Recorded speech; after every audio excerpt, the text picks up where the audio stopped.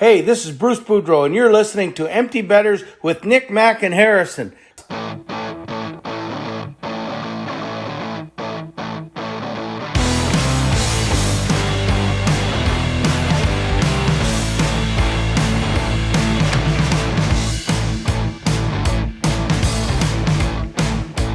Good morning, everybody, and welcome back to episode 159 of Empty Betters. I'm your host, Harrison Scholes. I am going to toss it across the screen to my co-host, Nick Manella. What's going on, my friend? Not too much, dude. Hanging out, enjoying things. Glad to have you back in the Maryland area. I know you were traveling a little bit for work. How was that? Feels good to be home. Tired. Miss the weather, but I'm tired. Yeah. Yeah, this northeast weather. Every time I go south in like that December to March timeframe, I'm like, am I doing this right? Yeah. But yeah, no, it's good to be home. Appreciate it. Thank you for your thoughts and concerns. Now I'm gonna toss it across the screen to my other co-host who is in way colder weather and will probably say I shouldn't be complaining. Mac Vogel, what's going on? Just check Almost. that beer out. Yeah, I drove home in like a snow blizzard today. It took me like 45 minutes to go like 15 miles. So that's what's up. But Jesus. Yeah. That's Wisco this time of year. Right? Probably won't even be the last snowstorm of the year. But when does we can hope. When does spring like start for you?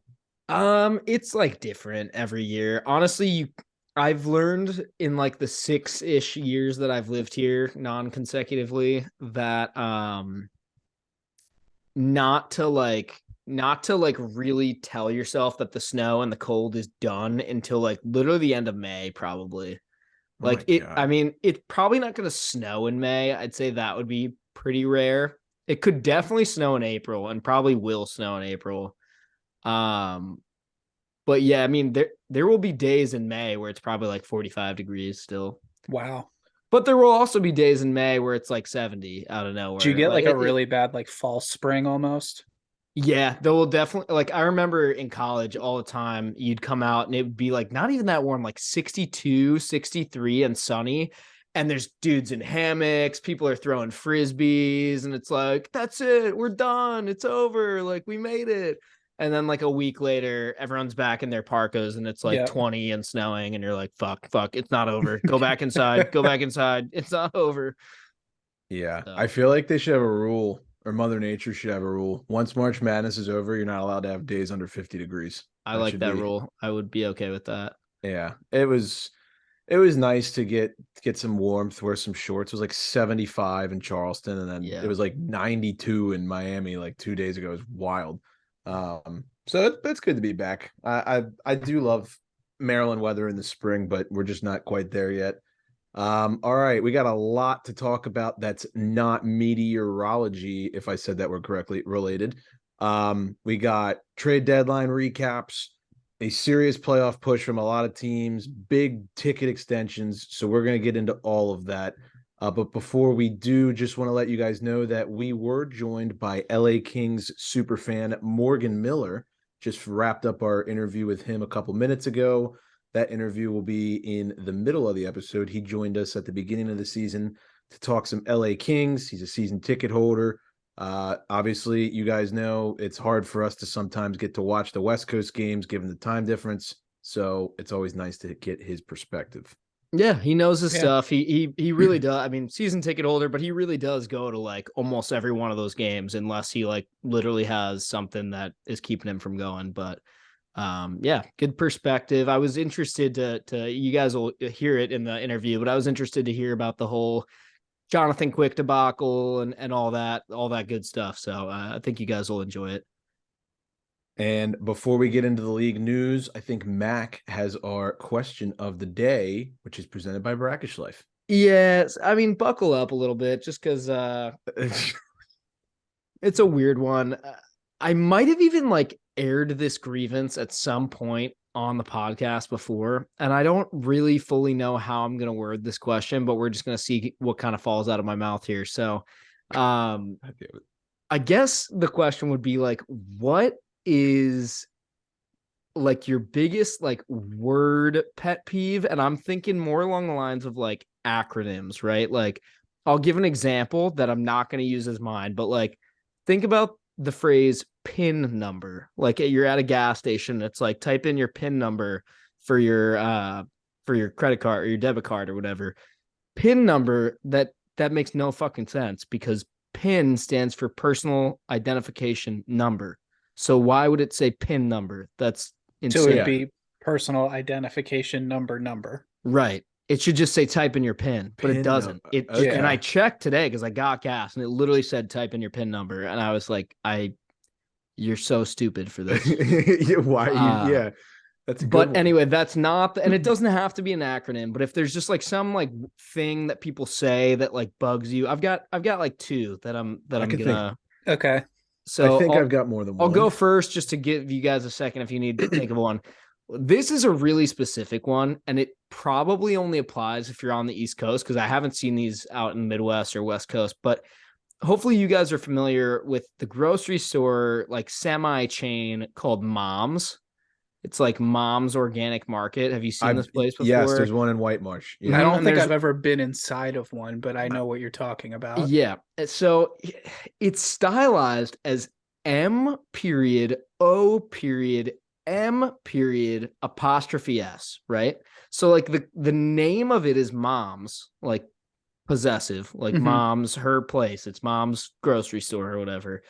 But underneath of it, and again, there's periods. So like the M, the O, and the M stand for something as well. Right. Yeah. And underneath it says, this drives me fucking insane, you guys. It says Mom's Organic Market. Why would it? You cannot have the whole thing be the first thing that it stands for. You can't have Mom's, but it stands for Mom's or like you. That's so wrong. That's so wrong. Mom's is already possessive, telling you that it is Mom's Organic Market. You don't need to call it Mom's, or it doesn't need to stand for Mom's Organic Market. Just call it Mom's Market or call it Mom's Organic Market if you want to. But don't put the periods and say that it stands. Yeah. Mom doesn't stand for anything. It's just Mom's. Yeah.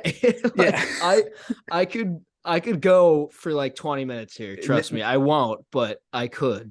Isn't the O in the logo like an apple? Yep. Okay, so I am thinking is also dumb as shit in my opinion. But so, and unrelated to the spelling, the store, I've been in there once or twice. It's very hard to navigate. Yeah. So my buddy Colin, who you guys met, who's from Baltimore and lives out here with me now, he actually worked there briefly, like right before he came to Milwaukee, and I bitch about this to him all the time, and he's like, I don't know, I don't care, and I'm like, dude, it's just a job. Yeah, literally, he's like, I don't think about it, and I'm like, well, I do, and it keeps me up at night. Yeah, that's a weird one. So mine's not quite the same as yours. It's not an acronym, but this is just a public service announcement for anyone who speaks English. And the reason this came up is because at my work, we recently hired a guy from Europe whose second language is English, and he's good at English, but he's still, you know how they speak it. They speak it properly. We don't. And he looked at me and he goes, can I ask you a serious question? I said, yeah, what's wrong? He goes, there's a girl, I can't name coworkers. I don't know if they listen. So I'm like, there's this one girl that works at our office, and she always says, oh, I could care less. And he's like, yeah, that one's brutal. And he's like, why does she say she could care less? Like, what's the, I've always learned you like in my language, it's you could not care less. I said, no, you're right. Yeah. And no, but there are people, there's more people who write I could care less than I couldn't. And it drives me insane. Yeah, that one is a bad one. I hate it. I had a roommate who used to say take it for granted. Oh. Like my countertops. Exactly. Yeah. Like just so funny. Or play it by ear. He thought was play it by year, which means that like maybe next year we'll talk about it. Okay, that's play bad. It by year. I don't want to say who this person is, but they may or may not work with and or protecting the president. Just saying. Oh Jesus God. That's God. The intelligence. What about a lot of people don't realize this one, and I think a lot of people are guilty of this one. Anyways, why are you putting an S on the end of that, man? And anyway, What is anyways? That are you a toddler? Ooh. Is there a place if we're for going that? down this rabbit hole, I gotta throw this one out here. People that Anyway. say probably when they're supposed to be saying probably. I mean, I text that. I don't text. usually I was gonna say it. I know I'm looking at two of Yeah. them right here, but Yeah. Yeah. I don't no, know if I don't think I say it, but I you definitely definitely text don't it. say it. But Probably. yeah, Probably not. Probably not. I say it's yeah. It's Probably. just the could not care less one really That one's drives me bad. nuts. As a demographic, I would say that the state that we were all born in, not the best when it comes to that kind of stuff. Oh yeah. There's a lot of just morons. Yeah. Oh Oh, yeah. yeah. Morons. Anyways, I feel like I say that, but when you A mention lot it, of it's people are wrong. guilty of it, but it's dumb. It like think about it. Why would It no, it makes I understand that's what not you're even a saying. word. It's just I never thought of it like that. I don't know if this counts, but I constantly, like when I'm texting, I will go to type the word each other or the two words each other. That one's not as as one bad. That's a cohesive tough word. one. I mean, honestly, like it's and it always like prompts me, and I'm like, fuck, why do I always think this should be one word? No, there's a few like that where I'm like, I feel like that's not quite as bad. I was editing something today at work and I looked one up and now I can't remember what it was. I'll hit you with a real quick secondary question of the day. It's a one-word answer. What's one word in the English language that you cannot spell for the life of you anytime you spell it? I always, like, if I'm typing, I fuck up definitely all the time. That's yeah. I feel for like that's some reason, the one that I type, I guess I just type it to. It's obviously very easy word to spell. I know how to spell this word. I'm not that dumb, but like when I'm typing it, I always fuck it up. Is something. I end up with the E before the M every time. I don't know if that's just the way my thumbs move. Like it just. Yeah. So diarrhea, very difficult word. That's to a spell. tough one. And I I use that one word. that often. Oh, I use that word all the time when I'm texting. Yeah. One that I struggled with for a very long time was inconvenience. That's a tough one. That one wrecks me. I for the longest time could not do restaurant either. Ooh, I have a trick for this. My Spanish teacher in 6th grade said, pretend like you're writing it in Spanish, just don't put the E on the end, because they literally sound it out phonetically. Yeah. Restaurante. Spell that one phonetically. That's a tough one. Oh, yeah, I'm out. Okay, I was typing this word today. Interchangeable. I hate ones like that because it's like the E at the end of the change and then into a bull. It looks so wrong, but you need it there. Yep. Or like the word whatsoever. I'm like, this should be like, it looks so wrong. It's just strange. So wrong. Yeah. It's a very strange one. All right, now that we've done the we gotta get it. Yeah, we gotta get out of here. And that was words. Yeah, that was words with EB. Yeah, so that was presented by Brackish Life. BRCKI. No, I'm kidding. Brackish Life. Let's talk about them. If you're like us and grew up on the water and outdoors, then Brackish Life is perfect for you. They have a wide selection of gear, from UV shirts to hoodies and hats. It is Real Bay apparel made by Real Bay people. Head to www.brackish.life today to check them out. A little salty, a little fresh, Brackish Life. All right, a lot of stuff to cover. Let's get at it. The Red Wings, they signed their captain, Dylan Larkin, to an 8-year extension worth $8.7 million per year. Obviously, this was a huge piece of news for the NHL as that was coming right down to the wire. I think the Islanders getting Horvat his money definitely helped lead to this deal. What are your guys' thoughts? This was big. I mean, we were talking about this as a group, 3 or 4 episodes ago? And you nailed it. I think I was saying that I thought someone was going to pay him. I wasn't sure if it was going to be the Wings or not, but clearly they like what they have in this guy as their centerpiece. And as of right now, I think until maybe Seider develops into, a multiple time Norris winner, that's probably the centerpiece of your franchise. Would you say? Yeah. Yeah. No, it's a good deal. I think. I mean, it's a good deal in today's NHL economics. It's probably the second to last contract that this guy is going to have in the NHL too, if you think about it, because he's 26, 27 now. This is 8 years. Maybe he plays into his late 30s and takes like a discount to stay in Detroit for like another 2 or 3 seasons. Yeah. And I do think we had a whole segment about this, like comparing him to other players and whatever. And Nick, I think you got the dollar sign here the closest. I think Mac and I were more in the sevens, and I think you said around 8, maybe even 9. So you nailed it. I was a little bit surprised that it didn't get up to 9. I think anything over 9 would have been probably more than what anyone should have been paying here. But anyways, I think it's a good deal for the Wings. Well, speaking of deals above 9 million, Mr. David Pastrnak of the Boston Bruins got an enormous payday and instantly becomes a top 5 paid player in the NHL. He gets an 8-year extension worth $11.25 million per year. You know, it's like crazy, and this is such crazy money to be talking about for an NHL player, like considering where we've come from in the last 10 years. You could add a 0 behind the 2 ones on this contract, and it would probably be like a starting pitcher's starting salary. Yeah, that's insane. It's just absurd. But I think this is absolutely the deal that all the Bruins fans wanted to see. I did not see one bad tweet about this at all. Yeah.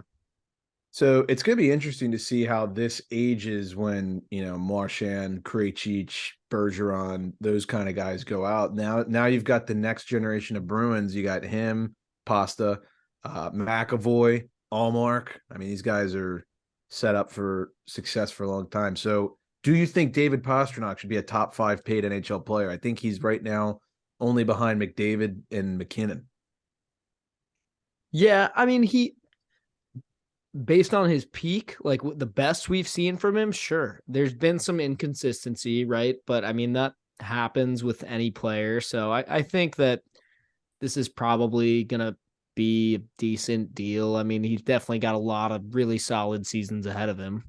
It's definitely a front heavy deal. Yeah. Like the next 3 years are the bulk of this deal. Right. Yeah. But I think, I mean, to answer your question, I don't think it's crazy to say that he should be a top 5 paid guy in the NHL. Like if you told me that, like at the beginning of the year, like, Pasta is going to be one of the top 5 earners in the NHL, I'd be like, yeah, that makes sense. Yeah, I would agree. He's having a hell of a season too. Timing's everything with the way the Bruins are playing. Speaking of which, they are on a 10-game heater right now. They're the fastest team in NHL history to 100 points. And tonight, as we're recording this, they are playing and beating the Edmonton Oilers as we speak. And should they win that game, they will be also the fastest team to 50 wins in a season in NHL history. Wow.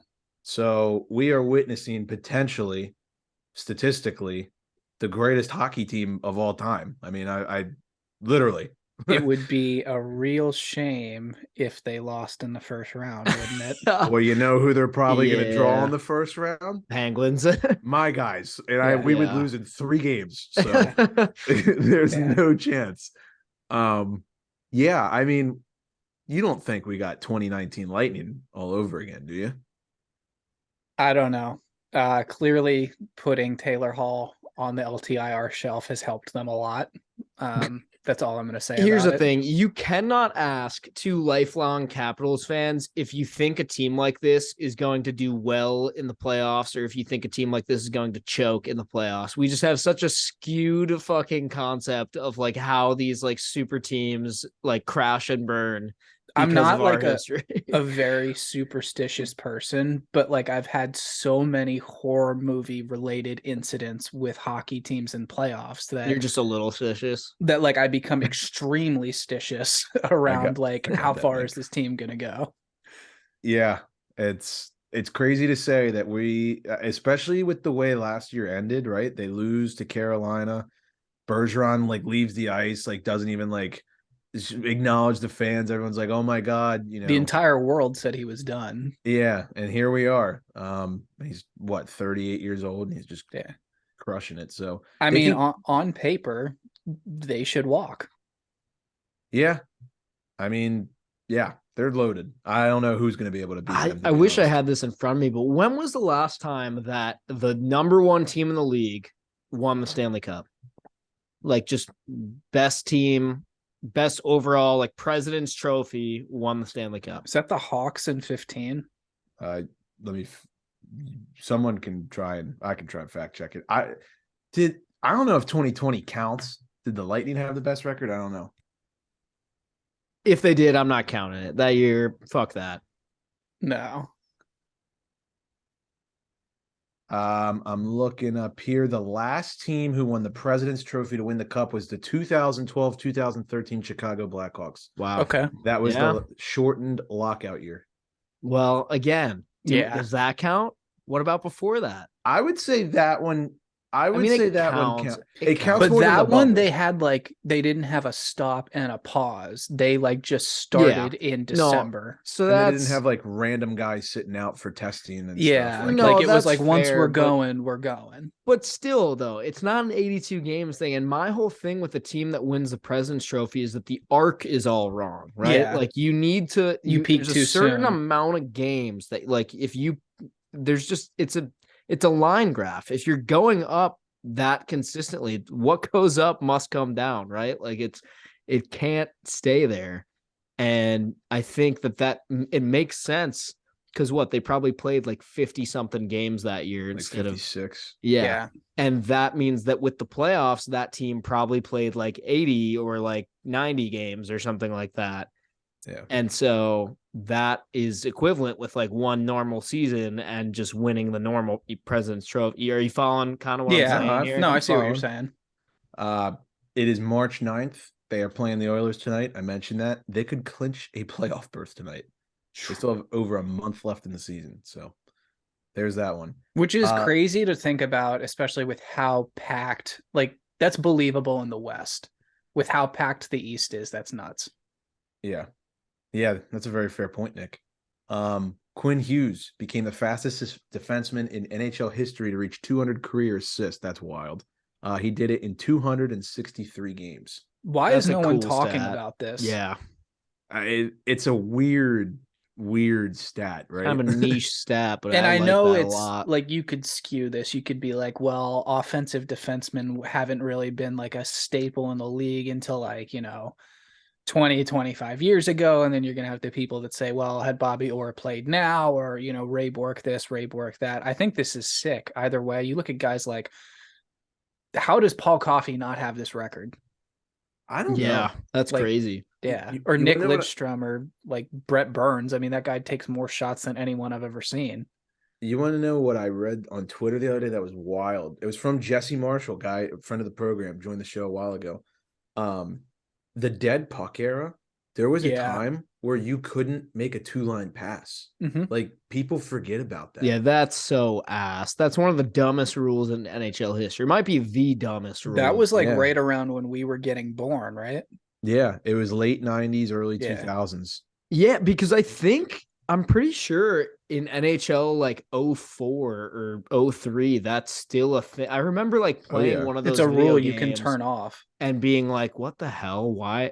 What is a 2-line pass? They'd blow the whistle and you're like, what happened? And then you realize you're like, oh, they've got 2-line pass turned on. What happened? What happened? Dumbest rule ever, in my opinion. Yeah. Flyers. Tony DeAngelo gets suspended 2 games for spearing Corey Perry right in the balls. Not sure if you guys saw this one, but good transition from what happened right there. Yeah, grade A shish kebab. Dude got him good. Mm-hmm. Do you think that the 2-game suspension is worthy? I think spearing should be minimum 5 to 10 games. Repeat offender like that, give him 3. I think, yeah, honestly. Well, I think just I'm the act of spearing a dude. No, yeah, you like don't during a hockey game in the nuts with your stick is the that's most gutless thing you can do. Yeah, it's very gutless. That's a perfect way to describe it. Yeah. And I know Evgeny Kuznetsov did this literally in the game 2 weeks ago. So, but also the way that D'Angelo did this, it's it had already kind of de-escalated. He's not even part of the huddle. If you've seen this video, he's kind of standing on the outside and then he just joins man in. Yeah, he just goes in there out of nowhere and just antagonizes a group of people that are already basically calmed down from whatever scrum had just been going on in front of the net. And it's just totally unnecessary. And it's you weren't even part of this. You're just being a dick for the sake of being a dick. Yeah. And now he's out for 2 games. So, yep. Connor Bedard, first player to score 60 goals in the WHL since Emerson Edom did it way back in 2012. That is a name I haven't heard in a minute. Right? Like I saw that the guy stat. ended up being really good, huh? Yeah, we had to talk about this. Anaheim Ducks legend Emerson Edom. Yeah, he was a cheat code back in NHL like 2012, 2013. I think he had like 99 wrist shot power. It was That dude had wild. some wheels too. Yeah, he's a good player. That's a wild stat. I sent you guys this the other day too. I can't remember what it was, but he has more points in the same amount of games as Connor McDavid did at this point in his draft eligible year. Yep. So that's what we're talking about right now. Speak of the devil, Connor McDavid. Let's talk about him for our weekly segment of what record he's breaking. Of what did the two Connors do this week? Yeah. He is set to break the Oilers' all-time record for most power play points in a season, currently held by Wayne Gretzky. I don't have this in front of me. I think the record Gretzky has is 60. McDavid currently has 58 power play points. Wow. So, yeah, it's pretty nuts. That's more points on the power play than a lot of guys get in a season. So it's a big deal. Especially if you start breaking Oilers franchise records that have Gretzky's name attached to them. That's a really big deal. It shouldn't be to just people in Edmonton. That should be to people league wide. And then he is also set to break the record for most points in a season in the salary cap era that is currently held by Nikita Kucherov from the Lightning's infamous 2019 campaign. What do you guys know what we count as the start? Like, what's the starting year for the cap era? I believe it's 0506. Okay. That's what most people would clock. I think at least on this lockout. Yeah. Okay. Sid and Ovi era, basically. Gotcha. All right, trade deadline recap. We'll go through these kind of quick, and then we'll get to the interview with Morgan. Lars Eller, guys, your boy goes to the Colorado Avalanche for a second-round pick. I know Mac was very vocal on Twitter about people dogging this guy. I'll let you start. Well, I'm quick to criticize a lot of the youngsters on Caps Twitter. I've done that a number of times on this podcast, but there's a couple on there that are some real ones, and I gotta shout out my boy Noah Hockey Stick Emoji, Caps boy Bebop, who kept it real and made a really good point that said basically every single season, Caps Twitter and Caps fans in general pick one scapegoat to like just be the problem child of the team who really doesn't have that much of an effect on things. Like it'll be a couple like bad turnovers that led to goals or losses that just sticks in these people's minds. And then they just decide to make it their fault for everything that happens to the team. And this year it was Lars Eller, unfortunately. I mean, everyone just hated on this guy from the get-go this year. I'm not trying to come out here and say that he had an amazing season with the Caps. He definitely fell off. It definitely was time to sell. But I mean, come on, man. You can't be shitting on a guy that literally scored the most important goal, probably the two most important goals in franchise history in the same postseason run. And you have no Stanley Cup without this man. Like you have to look at this exactly how Mac just put it. Like you basically had Lars Eller for those two goals. And without those two goals, your hockey team does not win a Stanley Cup. So it was a good honestly, thing. If I'm keeping it a buck, your hockey team might not have Alex Ovechkin playing for it. If Lars Eller didn't do what he did, like dead ass, I'm not sure things would be the way they are in Washington if not for this man. So hats off to him. Best of luck to him in Colorado. I believe he's the only Dane to win the Stanley Cup. Isn't that right? Yep. So pretty cool that he got to bring it back to the hometown. And there's a stat. Yeah. Huge shout out to my boy Lars Eller. Also, number 20. Everyone who knows me. I rock number 20. That's my number. Wore it in hockey growing up. So love you, Lars. Best of luck. Yeah, I mean, it's sad. This is a big, like, sentimental loss. I mean, maybe not nearly as much as like Orlov because Dima had been there for a little bit longer. Yeah, but like when you think about, I wasn't ready for him to leave either. Yeah. But yeah. But like, I mean, you think about what this guy did for that team in that run, got that deal because of his performance in that cup run, which was he earned every ounce of that. And then let's look at the return here. I don't hate that at all for Lars No, Eller. A honestly, second that's round a pick. Yeah, second that's round pretty pick. good. pretty And good. he another just tidbit about him that I'd like to share. When I was at that Raleigh outdoor game a couple weeks back, after warmups, all the guys are walking down the rubber runway right in front of the caps kind of section of the crowd. And, most of them are keeping it all business, just kind of walking and everyone's screaming their names because you exit warmups usually kind of individually. You get off whenever you feel like it. Lars Eller comes off.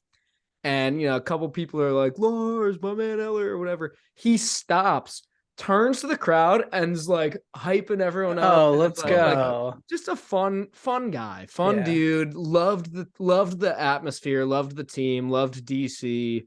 So, love the nickname too. Oh, the Tiger. Love the Tiger. Yep. Carolina, they get Shane Gostisbehere from Arizona for a third rounder. I love that for Carolina. I'm not going to lie. That'll do it. They get their power play quarterback who they don't really have at the moment. I think in his first game with Carolina, he already had 2 games. He has 2 power play points already. Not surprised. I feel like that's a team where he's been on some very bad teams recently, but that's a player, offensive puck moving defenseman who would just thrive in that system. This feels like the Shattenkirk Capitals deal to me, though. Yeah. And I'm wondering, it's not a match made in heaven, but he might just be able to give him enough. I'm honestly shocked that Slavin isn't more of the quarterback for them. I don't know why. Yeah. He's a little more defensively sound, but Shane, I mean, dude, that guy's got a fucking cannon. Yeah. So we'll see how that works out. Vancouver, this one makes no sense to me. Philip Hronek from Detroit. They gave up a first rounder that they got from the Islanders and a second rounder. I don't understand if the Vancouver Canucks think that they're going to make the playoffs.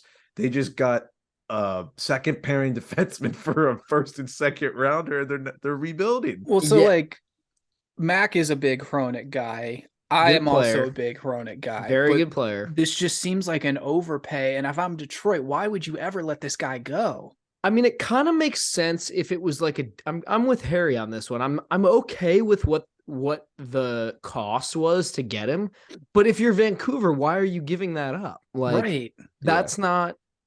I don't know what they think. I don't know what they think. Where are they doing. What are they trying to do? I mean, I guess they still have their first round pick, right? If they're giving up the one from the Islanders, which I guess the Islanders probably wouldn't be that good of. And Vancouver's is going to be the one you want, right? I guess, but still, it doesn't.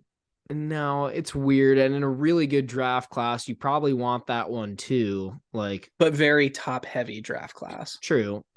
I don't know. Good player would be a better deal if Hronek could stop being hurt right now, which I'm bitter because he's on my fantasy team and I really need people to not be hurt right now. But Jacob Chikrin, another defenseman who got moved, he finally got traded to Ottawa.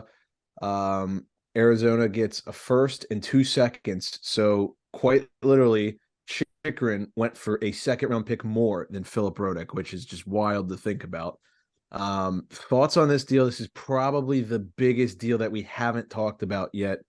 I think Senators. One of these seconds becomes a first if by some miracle the Senators make the Eastern Conference final. Oof. Which that would be steep. Yeah, that's happening. Honestly, if you're the Senators at that point, just maybe put one in your own net so that doesn't happen. But literally, they're like, oh well, we'll try again next year. It's all good. Oh my god, that's hilarious. I like this move, and isn't he from Ottawa too? I don't know the answer to that. Okay, I could be totally sure. I'll say yes. Okay, he is. Yeah, I love the deal for the Sens. I think that they're a young and upcoming team. He's still got 2 more years left on that deal with a real good price. I think it's a home run. I would say this: if the Senators don't make the playoffs this year, I would definitely look out for them next year. Oh yeah, they got good fast. Yeah. All right, Pittsburgh. This one, I got some thoughts. They send a 2023 second rounder to Nashville for Mikael Granlund. I was going nuts on the trade deadline, thinking we were getting JT Miller. Penguins You were Twitter. not doing well. You were I was blowing gonna up our say, phones. so Like, bad. the tweets, like, can we get a wellness check real quick? Yeah, literally. I just don't understand. Like Ron Hextall is very obviously just trying the minimum to keep his job, right? He doesn't get JT Miller. He doesn't get Brock Besser. I would have even rather had Max Domi, to be honest. I would have but hated Max Domi on the Penguins. That would have worked out way too well. But you get Mikael Granlund, who they said that they wanted last year, and in Hextall's interview, he's like, "Yeah, he's a great penalty killer. He hasn't played on the penalty kill for the Predators. He never played for the penalty kill." And he goes, "Yeah, he could be a good face-off guy." And they have him on the wing. I'm like, "Did you even look? Like, what's going on here?" I also like he's just been a player who seems like he has either gotten traded for too, like the return has always been too high, the contract or the price was always too high. Yeah, he's got $5 million cap hit for 2 more years, and they didn't even make anyone retain anything. So I feel like this is kind of like grasping at what you guys were grasping at with Kapanen. And it's just like it's not there. Like he has no shots in the 3 games he's played or 4 games he's played. I did. It doesn't make a lot of sense, but it doesn't.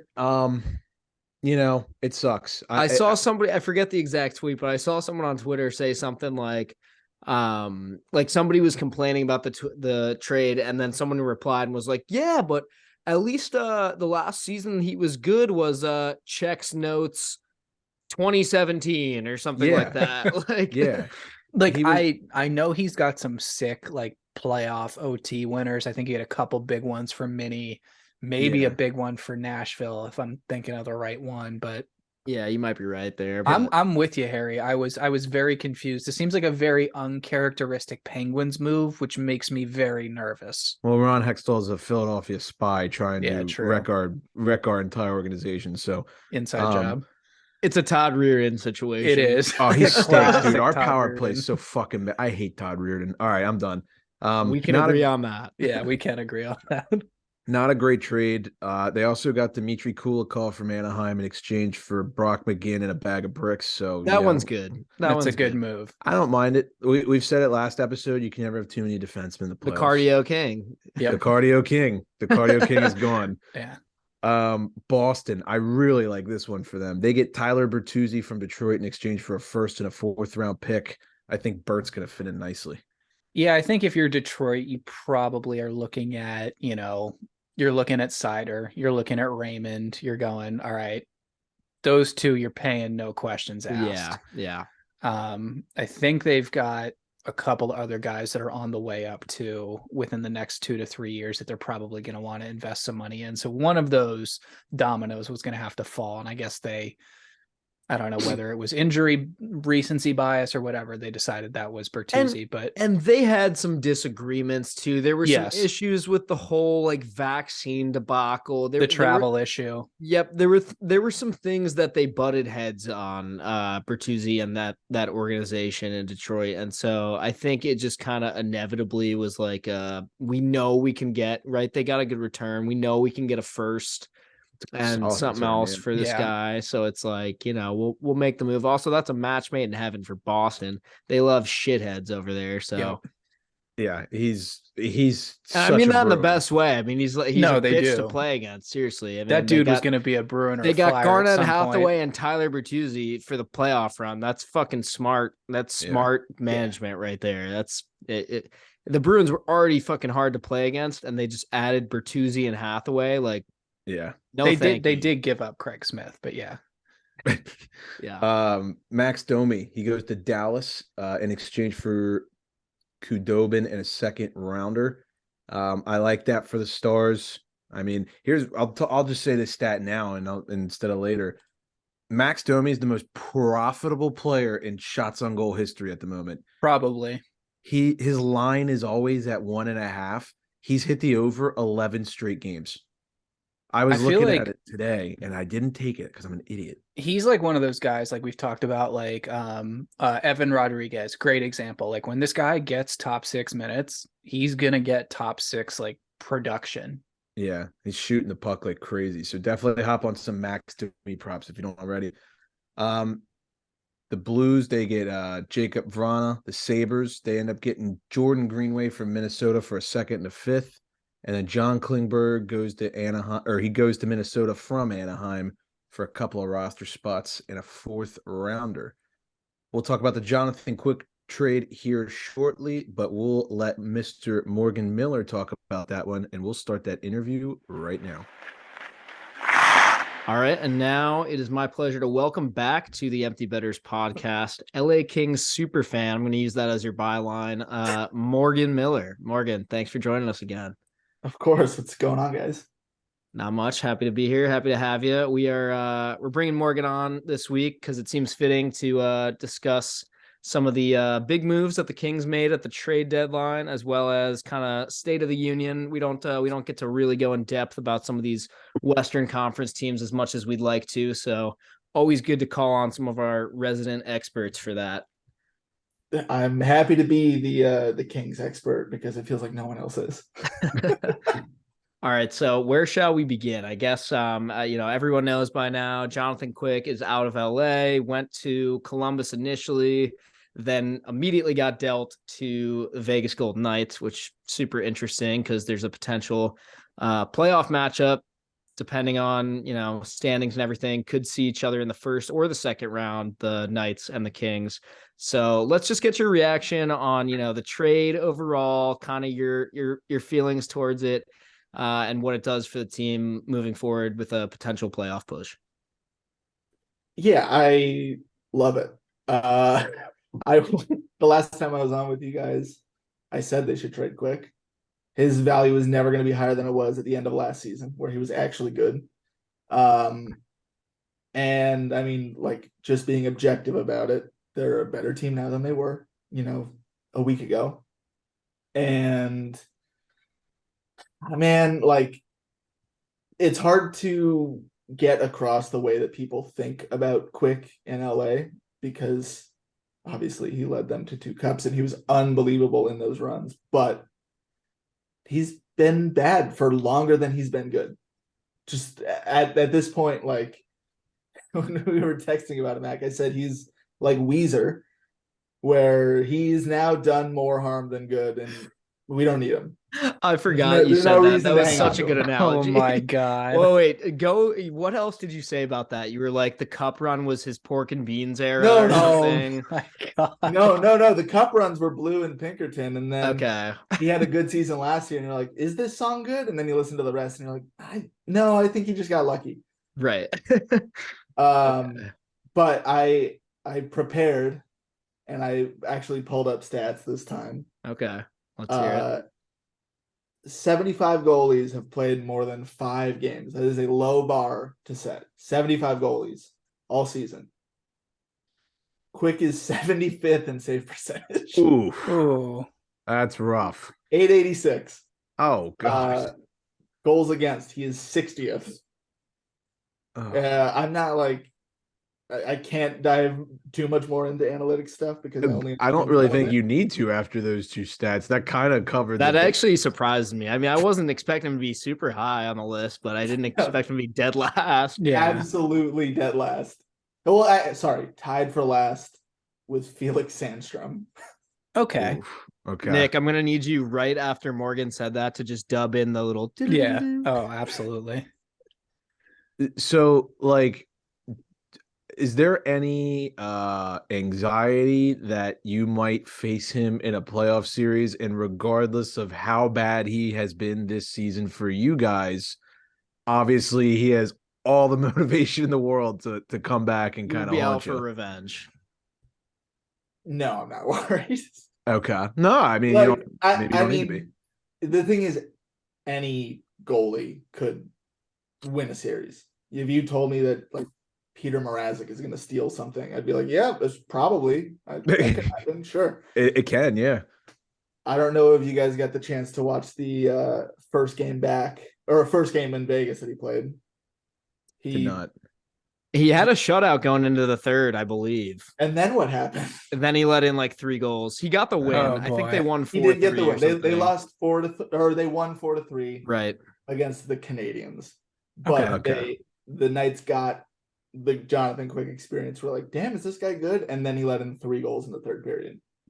Okay. Like, I mean, I think he's starting tonight, Thursday. He is starting tonight. Yeah. I don't know who they're playing. They're playing the Lightning. Oh, that's an interesting matchup. I don't think he's going to finish the game for them. Okay. That's my prediction. That's a great I don't want to say measuring stick because they've sucked ass lately. They've been horrible, but that now, you know, I mean, they are the Lightning. They're capable of smacking anybody 5-0 on any given night. I'd love to see how Quick stacks up against them. My prediction is bad, but we'll see. So I feel bad because I love the Kings so much, more than most things. And I also am so glad. Like the whole thing, the problem with him was that he was just standing in front of like every good goalie the Kings had for the past decade. They had Darcy Kemper, they had Ben Bishop, they had, I mean, you could say Martin Jones, Jack Campbell, all these goalies that, Jack Campbell not this year, but all these goalies that have the potential to be starters or have been starters elsewhere just didn't get the chance because he had to be the guy, whether or not he was good enough to have the job. So, I mean, yeah, they could have just ran it out through the end of the year. But, I mean, I would rather rip the Band-Aid off. Because what? If he decides he doesn't want to retire, they're not – I don't feel like you can at this point, 16 years into his stint in LA to, like, sign to, like, let him walk. Yeah. Yeah. So they're going to put him on evergreen deals till he decides he wants to retire. But still, you're just going to have one of your two. They're not going to send him to the Reign. It does suck. It does suck the way it went down, though, how he like just found out like on the plane or like whatever it was. That kind of shitty, but yeah, it is. But also, what are you going to do? I mean, Rob Blake's got some balls, dude. I know the Chicklets guys said it on their most recent episode, but you deal your franchise goalie who has 2 cups while he's on the plane. Like, I mean, is it scumbag to Columbus? A little bit to Columbus? Yeah. Where he was basically like, I'm not playing here. Yeah, it was kind of, it reminded me of like the Marc-Andre Fleury thing where he was like, absolutely not. I'm not doing this. And then they kind of like talked him into it or whatever. But there's a lot of parallels here with the Quick and Fleury situation. They both end up in Vegas. They both played for one franchise for a really long time. They both kind of tailed off at the end of their tenure with their original team. It's very similar, actually. It's pretty similar. The only difference is that he's not going to win a Vezina for Vegas next year. Yeah, or I would hope not for your sake, right? But God, well, yeah. I mean, I don't know the Fleury thing. Yeah, sorry. Go ahead. No, you're good. I was gonna say let's talk about the return a little bit because you get Gavrikov and you get Korpisalo, and I specifically said to you, I was like, does this really make you that much better? I would rather have Jonathan Quick as a backup, and you were adamant that Korpisalo is not worse than Jonathan Quick. Okay, I again came prepared with stats. Okay, do you want to guess out of those 75 goalies that have played more than 5 games? Do you want to guess Korpisalo's save percentage on the worst team in the league? One of them. He has not played that many games, right? I would say maybe like 15 or something, if that. No, he's played more. Korpisalo has played 29 games this season. Really? I thought Mers Lincolns has been like doing most of them now. And I'm cheating a little bit. I don't have the like out of 75 number, but I can see his save percentage right now. I'm gonna guess he's somewhere in like the 20 to 30 range. He's 10th. Holy shit. Wow. What? Yeah. That's insane. Look, I'm not saying Korpisalo is the best goalie in the league. No. I get it. But that is surprising. He's a lot better than Jonathan Quick. He's got a 913 save percentage. He's 12-11-3 on the season. I mean, honestly, for being on Columbus. On the Blue Jackets. That's not that bad. That's actually really good. Like on the Blue Jackets, like without Werenski. Like, they also I terrible. feel like they give up like pretty much the most amount of shots. Like or at least they're definitely like top 5 in terms of like shots allowed. Yeah. Yeah. Wait, I can sort this. Hold on. High danger shots against. He is let's see. You want to work for Empty Betters Analytics? Yeah. He's like in the middle of the pack. Okay. But yeah, man, like I never was like Korpisalo is awesome. I've never like thought that, but in comparison to Quick, like full on upgrade. Well, I believe he's getting his first start with the Knights tonight, right? Thursday that we're recording. No, he started on Saturday. Oh, he did. Okay, how did it go? I was there. It was good. I mean, he seemed solid. It was against the Blues, so it doesn't really say much. Yeah. But, tonight he faces the Avs. Yeah. So that'll be an actual test. I would assume he's going to do better against the Avs than Quick will do against the Lightning. But I guess we'll have to see. I have the over in that game tonight. Do with that what you will. But anyways, so you get Gavrikov too, solid defenseman, son of a bitch to play against. Scored a goal the other night. Tonight. You know, the Kings, they're currently sitting second in the Pacific, and you're right there with Vegas tied for first.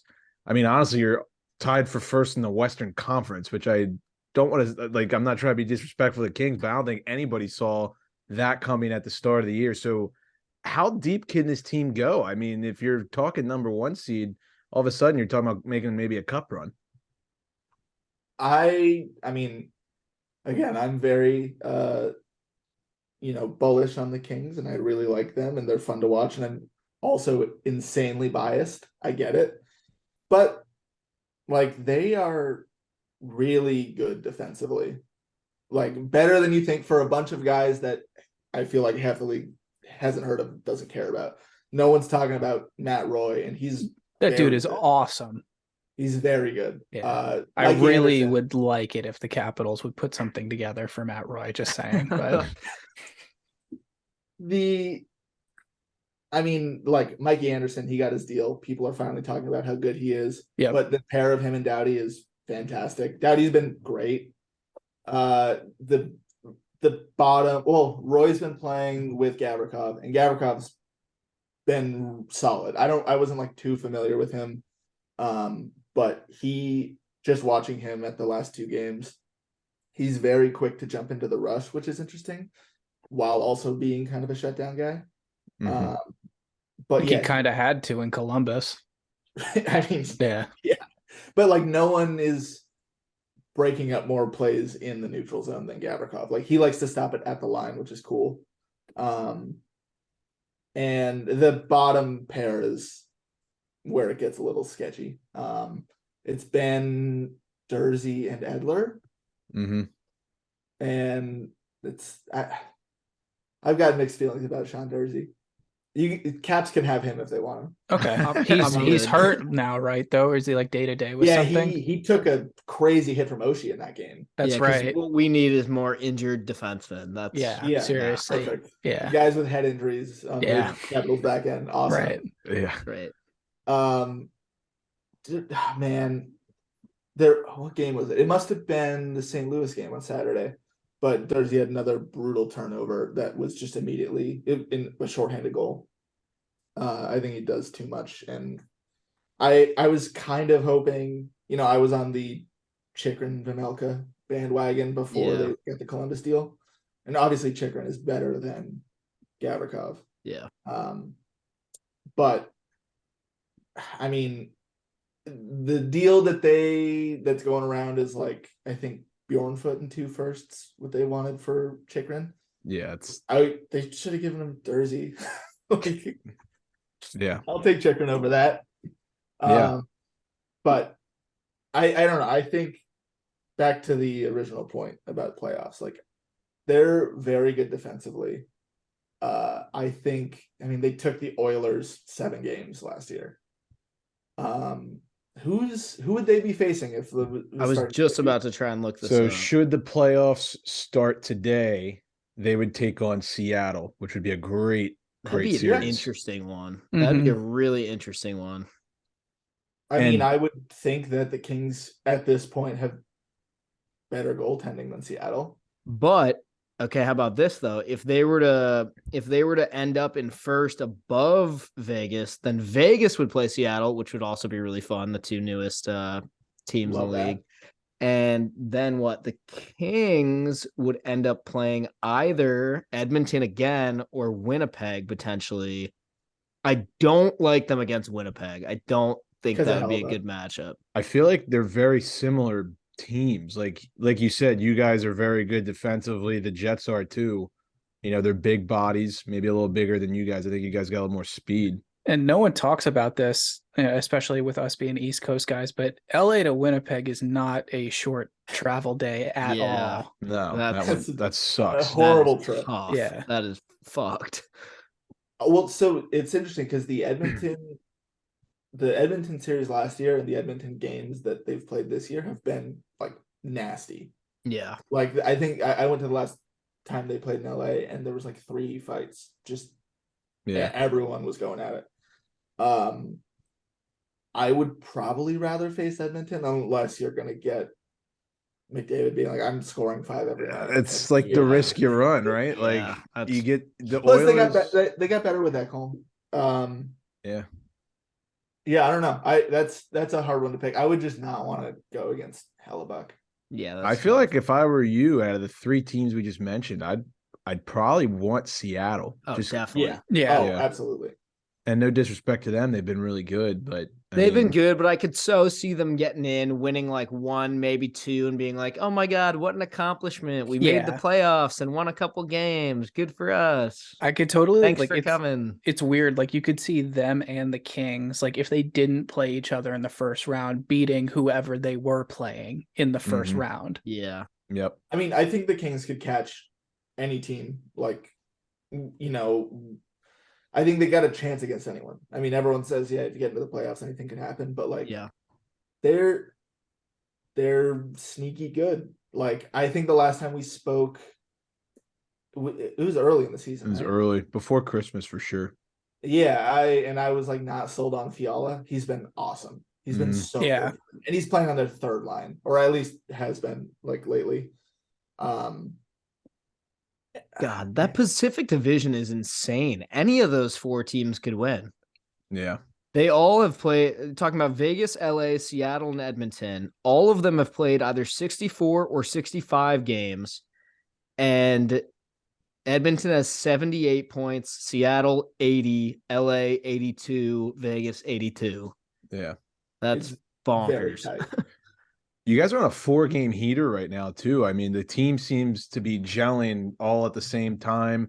And, you know, one guy that we all know is a superstar. He's been a superstar for what, like 15 seasons now, but he's having a hell of a season that no one's talking about. Anze Kopitar is like, I mean, he's beating Father Time at the moment. He's so consistent. Yeah. He never stops. I mean, you know what really helps him is Byfield on that first line. Yeah. That's the guy I was going to ask you about. I think I had said that last time too, where I'm like, Byfield seems good. They just don't put him in a position to succeed, and they've just stuck it out with him on the first line. He's not scoring a lot of points, but man, he keeps all of their ships alive. He's always like winning board battles. I'm looking at their standings right now. Their home record is 29-2. Jesus. That's pretty solid. I didn't even realize that, and I've been at most of those games. Right. So do you get to go to playoff games? Is there like a bid if is like a lottery thing, or do you just, how does that work for being a season ticket holder? You automatically, you get them. It's like, I think the first round is like the same price as your regular seats, and then it pops up for each round, but yeah, you get priority. So they'll basically send an email that's like, hey, if you want tickets, just click, or like you already get them by default. Yeah. If you don't want them, you can opt out. Right. That's nice. How do you feel about Phoenix Copley being your starting goaltender come playoff time? Been good. He's been good. I don't feel great about it. You're talking about Stanley Cup champion Phoenix Copley? That's true. Dude, so true. Dude has his name on the cup. Yeah. Oh. Is he the starter? Like, we haven't seen enough of Korpisalo, but like Cal Peterson's totally out of the picture, right? Like just in he's dead to me. I think he's dead to the team too. He's not even on the IR here. Yeah, I mean, I don't think, especially with how Copley's played. Oh, I actually saw something today. His numbers in the AHL are not even good. No. Like, it's not like he's going down there and smoking teams and proving himself. Like, no, he's been average. Yeah. He got like a 900 save percentage. Yeah. I think I mean, we have a couple weeks to like run out the season and see how it looks. But Yeah. I mean, who would start for the Kings in the playoffs? I think you'll definitely see them both at some Yeah. point. Yeah, but no Like- one does that. I mean, even if you look at the Wild last year, they tried to do, Mm-hmm. or I can't remember who's. It was Yeah, it was Fleury Fleury and and Talbot, I think, right? Yeah. Or Yeah, and there was a Dallas bunch of did it a drama. bit the year they went to the final against Tampa, but With they Khudobin stopped. and Yeah, Pittsburgh's and done it. I right? mean, yeah, it's become more common recently, but it hasn't really worked for anyone. yeah. Right. And I mean, I would have to think like on paper, based on stats, I feel like Korpisalo should be your starter. They haven't seen him enough with the team to like make that call, but I would like to think that he'll probably start half or more of the games down the stretch, especially if they like are firmly in a playoff spot. Mhm. Because Copley's been great. It's a good story. Yeah. He's not as good as he's been playing. Like I think Yeah. he's punching above his weight. Yeah, And for sure. Hey, I'll take it. I'm Yeah. not mad at that. But another insane thing, just looking at the standings page. This is how bad the Kings goaltending was. They are tied with Vegas in points, second in the conference, right? Only a +5 goal differential. Oh Yeah, wow. I saw Yeah, that. actually, that's holy crap. Vegas is +25, Seattle's +23, Edmonton +33.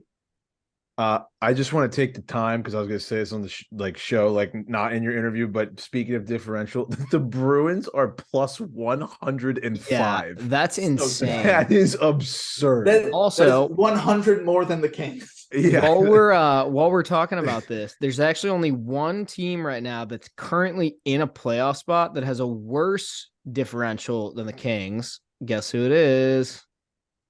Gotta be Pitt, right? The Pittsburgh Penguins have a That's right. +3. Yeah. That's what happens when you're in playoff spots, though. You know. Oh yeah. Anyways, one thing I did want to touch on. You mentioned earlier about Korpisalo being on the Jackets. They've allowed the second most shots per game in the NHL. The Kings allow the sixth least amount of shots on average in a game. Yeah, I mean, speaking of goal differentials, Columbus is -72.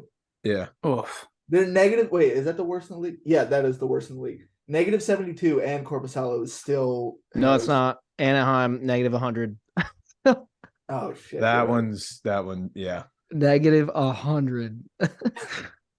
So all in all, I think what the listeners who are trying to learn a little bit about the Kings want to know is they're tied for first in the conference. They just got upgraded at goalie and defense. They're already good defensively. What if you had to give like a % chance of them reaching the Cup Finals? What would you give it? Man.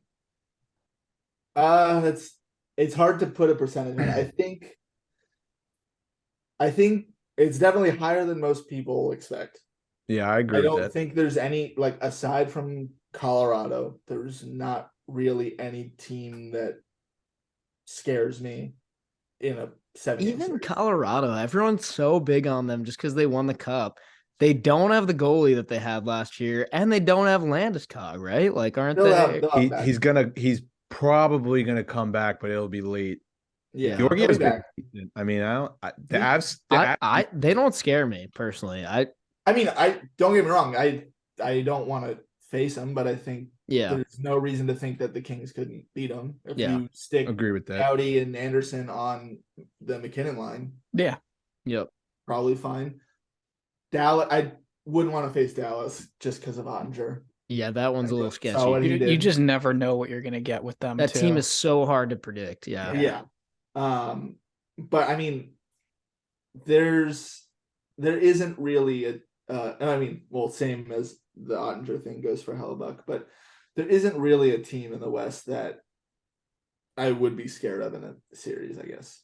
So that said, if Korpisalo is playing well, if they can figure out their bottom pair, and the other thing is, like, Trevor Moore's been injured for a while. Kaliev was injured for a while, and he's like very good on the power play for them. If they can get everyone back and like settled in, and they don't get any major injuries or anything, I mean, again, very biased, but I would pick them against pretty much any team in the West. I think they'd have great odds too. I mean, I think you're going to see them go into some playoff series at close to even money when maybe they should be like minus 140, 150 favorites just because I feel like Vegas doesn't pay attention to them. No, it's kind of true. Man. Yeah. They've been really fun to watch too. Like I know it's late for people on the East Coast and it's, I don't know. I really like watching that team, especially like Byfield. If you just watch him isolated on any shifts, or I mean, the fact that Fiala's been on the line with, I think he's been with Lizotte and I forget who the other winger's been mostly. But maybe Grunstrom, like just true like bottom 8 guys. Yeah. Lizotte is so good. Like he is a motor on that line, and he's a tiny guy. So water every line is fun to watch. I mean, I haven't seen much of McEwen yet. Don't know what that's going to look like, but I don't think it hurts to get Brennan Lemieux off the team. Agree. No, I like that move a lot. McEwen can play. What is your guys' thoughts on McEwen? He can play, man, and like I don't think he's gonna be costing you in the box as much as Lemieux, which is really the key here. I mean, The thing is, I will say I was never that much of a Lemieux hater. Like I get it. He's a 4th line guy. He's a prick. Cool. He bit a guy. That was cool. He bit a guy. But like strong skater. He was good on the penalty kill. He would like get breakaways. I never was like that down on him. It's kind of a whatever trade to me. I mean, they just traded him for another prick who's 2 inches taller. So sure. But yeah, man, I think every line has something to offer and is fun to watch. Kempe's been insane. He's so good. Yeah.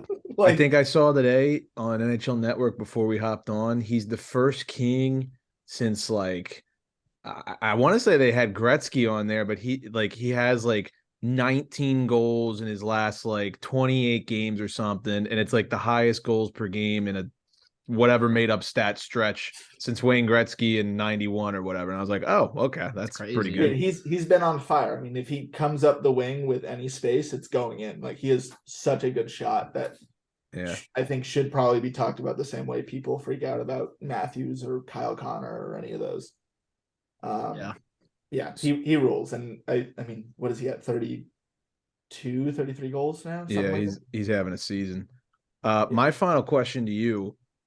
If the Kings come out in round 1 with the chrome domes on their head, how do you feel about that?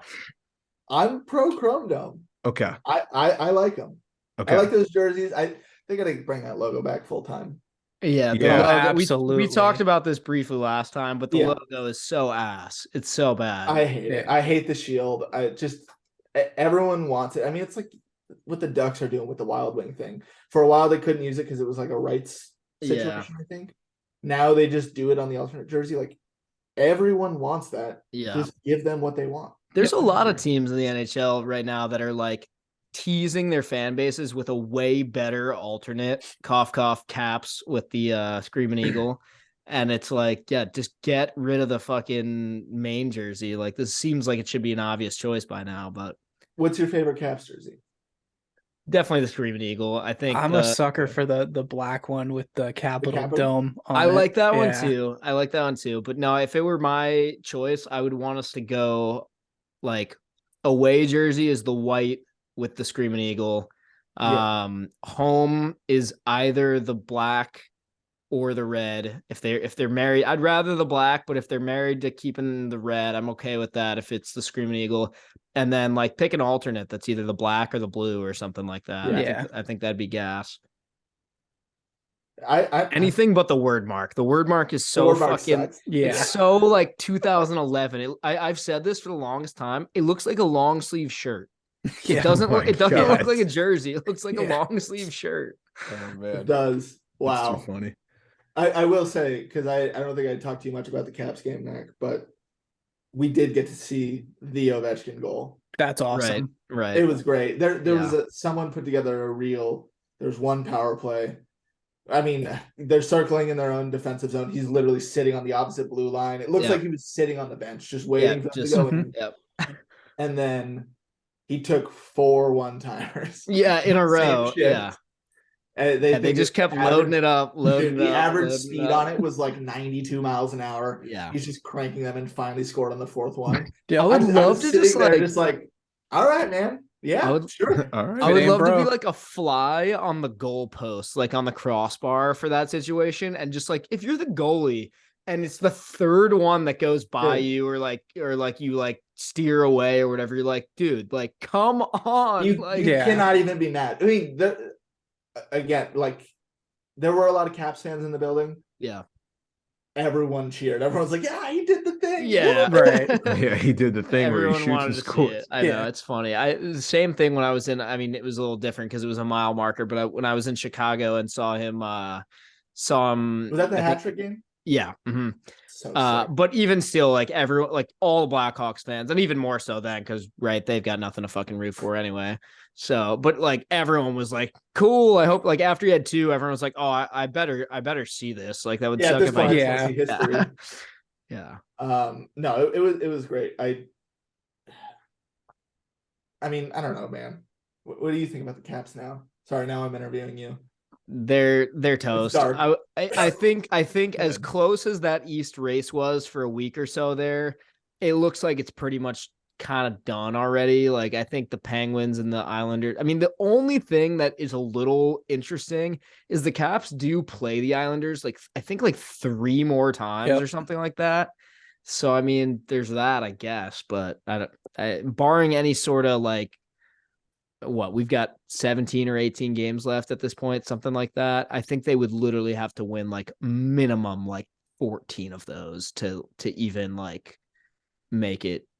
They're tied in points with Ottawa and Buffalo with less games played. Yeah, the problem is the games played situation. I mean, we are kind of right there, but we've just for some reason played way more games than like everybody around there, except the Islanders, which again, that's the one like kind of weird thing still where I'm like, I mean, I guess if we won all 3 games against the Islanders and all of those other teams like Buffalo, Ottawa, and Detroit just kind of like petered out. That's the problem though, is I feel like Buffalo and Ottawa aren't. I feel like they're trending up right now. Yeah. And they're just going to continue. Well, and the other thing is there's shit like tonight where the Penguins play the Islanders. There's a bunch of games like that left where it's like you're getting fucked one way or another, right? Like, and knowing like our luck, that game tonight between the Penguins and the Islanders is going to go to overtime too, right? So how blackout drunk was the NHL when they wrote the schedule for this year. It's like they literally forgot to put like all the divisional matchups until the last 2 weeks of the regular season. Yeah, they were on one for sure. Yeah. Like more so than normal. It's usually kind of shitty, but like,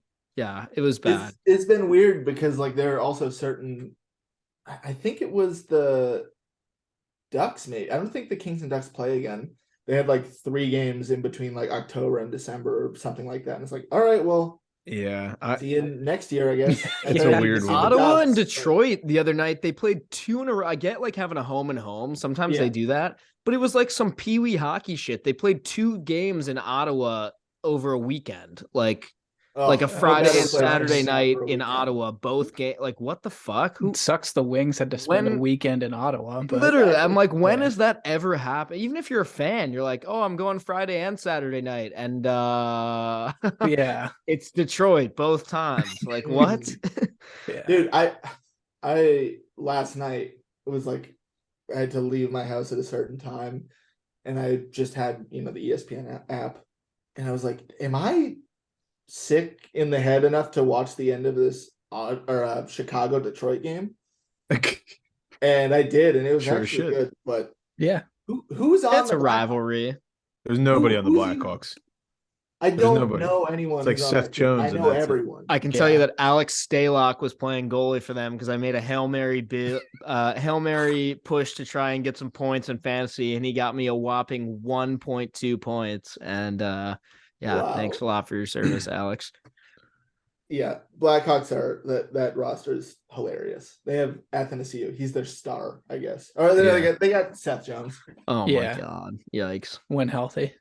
Well, I think when round one comes around and we're bumping up to twice a week and we got the Kings in full swing, that would be a great time to get you back on. We can get some live reactions of things. Even just for a 10 or 15-minute segment or something. But yeah. Dude, anytime. I will talk about the Kings as long as someone will let me.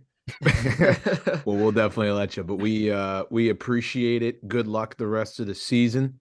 I will say I got a soft spot for the Kings. I would pull for them out. Yeah. Fuck it, I'll root for them. I just want people to watch their games. Yeah. I feel dude, no one cares. They're like, yeah. I would give them the fun hockey team stamp. I think they qualify for that. Yeah.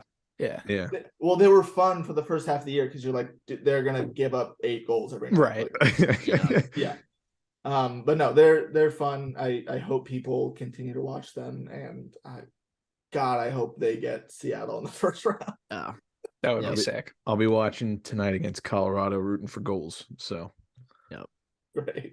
Well, we appreciate it. Thank you for the time, and we'll be in touch as the playoffs get rolling. Sounds good. Thank you, guys. Big thanks to Morgan for coming on the show. Obviously, it's nice having some West Coast coverage. That's way past our bedtimes to be watching those. So it's nice to have him on again, and hopefully he'll be on for a deep playoff run from the LA Kings. Yeah. I think that's one team that I think everyone on this pod would be pulling for now. Oh, yeah. Especially now that we know Morgan better and stuff, I would definitely be pulling for them. Harry, I got nothing against rooting for the Kings. Harry, would you root for them over Vegas, or would you take Vegas over the Kings? No, I'd probably go LA at this point. I'm kind of fucking done with Vegas. Oh yeah, there we go. Come to the dark side. It's not that I hate them. I'm just like indifferent now. It's not fun anymore. No, they're not a fun hockey team. No, they're not. Yeah, so let's move on to the discussion portion of the episode. But before we do, I think Nick has a word from our sponsor, Kane Footwear. That's right. If you're like me and stayed up to watch the Washington Capitals play in LA against Morgan's team the other night, then you definitely need to rest and recover. And what better way to do that than with Kane Footwear? I wore my Kane Revives the other day for a nice little 3.5 mile dip I did around my neighborhood and the one next to it. It was awesome. I had a couple people stop me, ask me what the shoes were, where I got them. It was super easy to explain that the Kane Revive is made with sugarcane foam bounce back technology to help your knees, your back, your entire body recover in the way that it is supposed to. Big announcement from Kane Footwear. They have Kane Kids Revive now. Those are going to be dropping any day now. Head to the link in our bio today to get a pair of the most comfortable shoes you or now your kids will ever own. Yeah, absolutely. Great kids gift. Also great for, if you guys are at the pool during the summer, that's an excellent substitute for sandals, I would say. So yeah, if you're like an outdoorsy person, like whether that's like, I don't know, yard work, anything really, these shoes are great because you can kind of beat the crap out of them and then hose them off and they're good as new. Absolutely. All right, we'll hammer through the discussion. Speaking of beating the crap out of things. Oh, yeah. The Lightning, they are getting the shit kicked out of them. So they have lost 5 of their last 6, and they've won just 3 of their last 10. They recently beat the Flyers, but they had an embarrassing loss to the Hurricanes over the weekend, 6-0, and a big-time loss to the Sabres, 5-3 before that. Kucherov, Point, and Stamkos were benched in the third period last week against Buffalo by John Cooper, who, quote, thought they were not giving us the best chance to win that night. So he benched his 2 Rocket Richard his MVP team. Playoff, whatever. Like those guys got every trophy in the case right now. So what are your guys' thoughts on Tampa right now? It's not perfect like it used to be. And I kind of don't hate that. Sorry. I don't really know what to think. I mean, we touched on a little bit earlier talking about the Bruins and when's the right time to peak and when isn't. I mean, they're going to make the playoffs regardless. So it's like, it kind of doesn't matter that much. I feel like all they have to lose here is home ice advantage, basically, right? Yeah. I mean, they're always going to be dangerous. I think the thing that we always have to remember is that statistically, this is probably the most successful club we've seen since the Gretzky Oilers or the Mike Bossy 80s New York Islanders for going to 4 finals in a row. Yeah. Vasilevsky not been great this year. Which he's not been perfect this year, which I feel like he's been getting has lit kind up of lately. hurt him in the past because he was so good during the regular season that he would run out of gas down the stretch. Now they did go on to win 2 cups. So what am I even saying? But in years prior to the cup win. I mean, is this just them as a unit running out of gas? Maybe like, or are they bored? I can't. I mean, this team there's basically gotta be hasn't guys in had that an locker room off-season that are like, in- fuck me. Yeah. Like, let's just get to Toronto. And I do want this. some golf. Like, Yeah. Yeah. Well, I mean, they're gonna play the Maple Leafs, so it's you not know like the family members are like, that's great that you guys won 2 cups, but But like, could you come home at some point? Yeah. Are we going to Turks and Caicos this Right, yeah. summer or what? Yeah. John Carlson. Yeah, I don't know. It's a weird thing with the Lightning right now. I can't really figure that team out. I still think Toronto beats them in a series. I know we talked about that on the Melissa episode, but we'll see. It's to be determined. If these guys win 1 playoff series, though, I'm like totally buying back in. Oh, they're gonna go to the Cup. Yeah. If they get by Toronto, because especially like with the impact that Jeannot has kind of made already, making us look so stupid I know. yet again. I'm starting to realize why they gave up what they did for that. Dude's It's an just like animal. a perfect, and perfect that guy. fit. They need someone on that team who is like, I desperately need to win a Stanley Cup, because the rest of them are kind of like we just said, like, yeah, I'd win another one, sure, Yeah. but I don't know where I would put the ring for this one is like Right. what they're thinking about. yeah. Meanwhile, you got this guy flying around the ice, just like knocking into people, being like, I need a Stanley Cup, give it to me. Yeah. That's Tanner Jeannot in a nutshell. Yeah. I don't know. It's a hard team to figure out. They've been a great team to bet the over on, though. I will tell you that. They have. The Rangers, another Eastern Conference contender. They've lost 3 straight, and they have not looked good since the Patrick Kane trade. It is worth noting, I believe he just scored his first goal as a Ranger in Montreal against the Habs. I can confirm that is true. Yes, Nice. he did. So he finally got on the board. Before that goal, he had 0 points and was a -4 in his first 2 games with the Rangers. They got absolutely whacked against the Bruins, who they're probably going to have to beat to go to the Cup should they do so.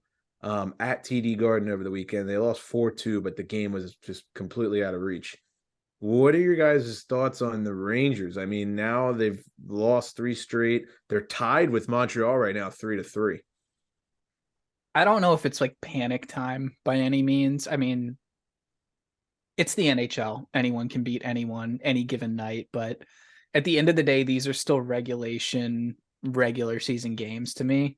If they get like speed bagged by, I don't know, Carolina in game 1 or game 2 of a 7-game series, then I think that's something a lot bigger to draw panic than, Listen, don't look now, but the Rangers are not that far ahead of the Islanders or the Penguins. They're by no means invincible. That's definitely true. 6 points, I believe, right? And I'm looking ahead at their schedule. They're playing Montreal as we're recording. Coming up, ready for this? Buffalo, Pittsburgh, Washington, Pittsburgh. Like they have 3 games against the Penguins next week. They play them Sunday, Thursday, and Saturday. You know that they're going to kill the Penguins. Could in all you 3. imagine if? But what if they missed don't? the playoffs after? Like They're not going to miss the. I bet my life. Give it to me, please. This is collusion. No, it's not going to happen. But it's not collusion. It's not collusion. It's just it's wishful thinking. Yes, it's wishful thinking. But I will say that's can't miss hockey all next week. Those 3 Rangers Penguins games. My phone's gonna be shit. blowing up from Mark the entire time. And after that, I mean, the next week they play Carolina twice, Florida once. They've still got another game with Buffalo after the one this Saturday. They got New Jersey. They've got a lot of tough games left. Speaking of games that were good, I caught a little bit of that Buffalo Islanders game from the other night. That Islanders arena is just electric. Oh my Oh, God. It's great. Playoff hockey in on Long Island is There you go. always a great time. On the island. Last discussion point. Kevin Weeks tweeted an image that teased that 2 new NHL expansion franchises could potentially be headed to Atlanta and Houston down the road. If I'll just ask you guys this, what's one city that you think would be a really good NHL market? Well, apparently the Atlanta one's got like another ownership group that is ready to make this happen, which would make them like they're already the only city to have and lose 2 different franchises. Yeah, which to me is like, there's no way they're going back there, right? Like, but like if you think about like how big of a sports town that is and like the infrastructure that they already have in place already, how the like that's a major city though. It is. I mean, I feel like any city Houston too, I guess, but shit. I don't know. Do you guys have like one city in mind, Mac? I'm kind of looking at you that you think could host an NHL team. You know my answer. I talked about it a little bit on Twitter if you follow me this week, but yeah, I mean Harrison teed me up for this one. Milwaukee, I'm biased, obviously, lived here for 6 years, but it's, for a long time I really didn't believe that it would be the right fit for a number of reasons. Partially because the Blackhawks are so close. I mean, it's literally like a lot of people don't realize Chicago is like 55 miles or something like that for Milwaukee, like depending on where exactly you're leaving from and going to, but like, it's like roughly 60 miles. And, for a long time, I thought Chicago wouldn't, they'd lobby against it or whatever, because they didn't want to lose. There's a lot of people who live in Wisconsin that are Blackhawks fans. Yeah, you'd lose a little bit on the overlap. Sure. But, you think about Cubs and the Brewers, I know that's a whole different thing, but like, do you know how much money both of those teams probably make off of that rivalry alone? Like, it's so much that like, this might blow some of your minds. I go to a Brewers game when they're playing the Cubs, they're selling Cubs merch. They have Cubs merch at the Brewers game, like, because they know it's many smart. people like, yeah. So I think that there's money to be made there. And I think like the Blackhawks aren't stupid and they're probably like, this would help us more than it would hurt us. The instant rivalry that would occur there. Another 2 things that I will cite as to why Milwaukee could have and support an NHL team. Number 1, Pfizer Forum is a state-of-the-art facility. That is a state-of-the-art facility. It's a brand new arena where the Bucks and Marquette basketball play at. It's in the heart of downtown Milwaukee. It's like right there. There's a whole like bar district. What they've done with Deer District with like how they like host like Milwaukee Bucks playoff games where it's like if you're not inside with a ticket, there's hundreds, and eventually once you get into the later rounds, thousands of people out there just watching on a big screen, drinking beers. There's bars all over that are serving people. Like it kind of reminds me of like outside of like Tampa. Yeah, and you know what? Milwaukee was like the first to do it to my knowledge. They created this whole like entertainment district concept where it's like, guess what? You can create this atmosphere outside of your arena, and so many arenas are following suit.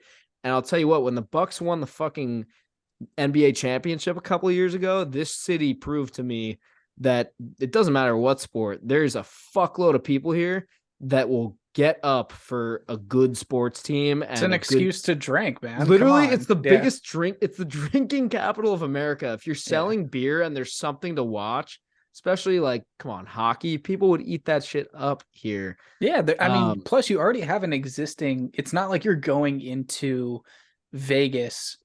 And even similar to Seattle, it's not where you uncharted had, territory. You People had the Thunderbirds. You guys have the Brewers Admirals and the Bucks. Like, well, and just I'm talking about the sports fan, the pro sports fan bases that are already here and vibrant. Like, people love those 2 sports teams, the Brewers and the Bucks. Yeah, and so I think that helps. And the last thing I'll say is they hosted that NHL preseason game beginning of this year against the Blackhawks. It sold out in like 15 minutes or something like that.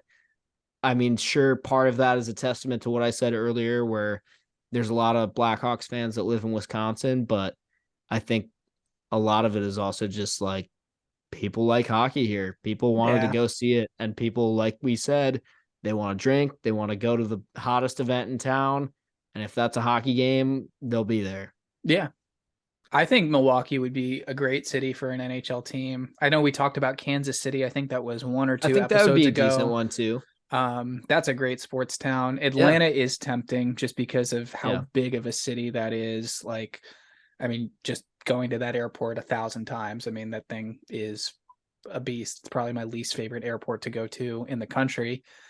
The question here, Harry, getting back to your original one with like what other city would you be looking at, is always going to be Quebec. Like, why isn't Quebec at the top of this list?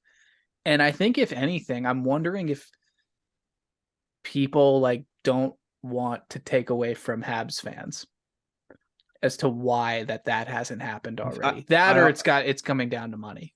Well, I read that I'm gonna fuck this up. I didn't really read the whole thing too in depth, but it's a lot harder for them to profit off of the Canadian market teams for political money, all that shit reasons, just because of rights, the Canadian dollar or whatever. Yeah, like there's just a whole bunch of issues that come with that versus an American market. I don't know. I'm biased. I love this city to death. It's probably my favorite city in the United States. And there's a surrounding city that I think could like work. I'd go different. I'd go Austin, Texas. That would be sick. They got the Texas Stars.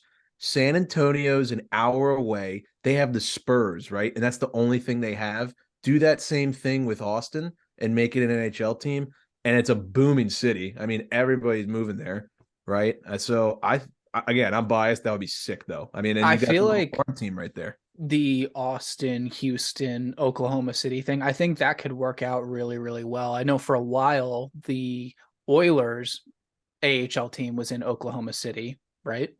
I believe so, yeah. I think you're right. Yeah, I think that could work out great. You would just be obviously chopping up the Dallas Stars market, but yeah, it's like 3 hours away, not too. But isn't that Dallas market already like not amazing? Right. Yeah, probably not. I think the Stars market like in Dallas is good, but that state is so huge. Like you could drive 5 hours and still be there. Yeah. And also, I believe Austin has a soccer team, don't they? MLS. Is that where they are? FC? I know. Houston has one, right? The Dynamo. I'm pretty sure Austin FC. I think. I don't know. Okay. I could be wrong. Anyways, that was just a little fun segment. We'll move on real quick. And Houston Aeros would be a sick NHL team, though. That would be pretty cool. The gambling segment. This one is presented by Sharp Rank. I think Mac has a word from our friends at Sharp Rank. Yeah, if you're like us and you like sports gambling, then you should download Sharp Rank on Android and iPhone. It's a cool app where you get to make picks and see if your predictions turn true at the end of the night. They've got all major sports on there. They got some college sports on there too. And, it's just a good way to log your picks, keep yourself honest, post it if you want to, and show everybody whether you're right or wrong. And you can compete against your friends too. There's leagues you can create on there. Really fun app, really cool thing they're doing over at Sharp Rank in terms of what's new and fun in the world of sports gambling. Yeah, so we'll make this quick. We already talked about Max Domi earlier. His shot on goal props are great. Tim Stutzla on the Senators. You can usually find his line at 2.5 shots on goal. He's hit that in 9 of his last 10. The Edmonton Oilers, they've been the best team to bet the over on all season long, but especially here lately. They've hit over 6.5 in 8 of their last 10, which is the best right now as of recent. Dawson Mercer, I think I've had a Twitter thread going on our EB page for like 2 weeks now. Like, did Dawson Mercer score? Yes. And then I do it again the next day they play. He scored against the Caps as we were recording this. He's scored in 9 of his last 11 games. McKinnon scored 8 in his last 10. So those two guys are the hottest goal scorers in the NHL in their last 10 games. So keep an eye on Nate Dogg and Dawson Mercer. And then the last little tidbit, Anaheim. If they're playing, you hammer the shot on goal props for whoever the star player is playing against them because they give up 38 shots a game, which is just outlandish. All right, little bit of injury news. Toronto, Ryan O'Reilly. He'll be out at least a few weeks with a broken finger. Nick mentioned this earlier. Taylor Hall is on Boston's LTIR for right now. And then this one just came over today. Kirill Kaprizov will miss 3 to 4 weeks with a lower injury for the Wild. Oof. That one hurts.